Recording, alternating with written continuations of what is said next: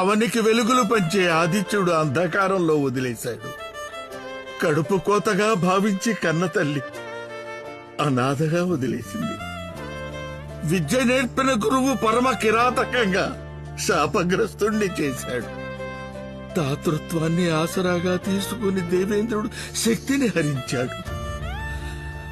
ఓర్మికి ప్రతీకగా పరిడవిల్లే భూమాత సైతం ఆగ్రహించింది.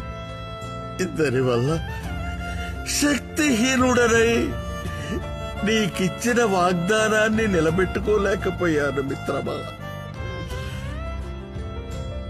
మిత్రమా, నీ దయ ముందు నా జీవితం ఎంత? ఈ జన్మకే కాదు హితుడా, జన్మ జన్మలకే ఈ రాధేయుడు నీ విధేయుడే మిత్రమా.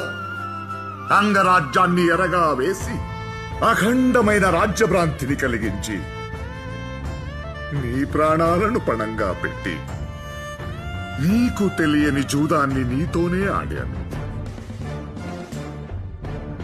స్నేహమనే ముసుగులో ద్రోహం చేసిన అపరాధ భావం అగ్నిజ్వాలలా నన్ను దహించి వేస్తూ క్షమించవలసింది నేను కాదు, నువ్వు రాధేయ, నువ్వు. అపురూప ఆదరణ కల్పించి అపరాధ భావం అంటావేంటి మిత్రమా?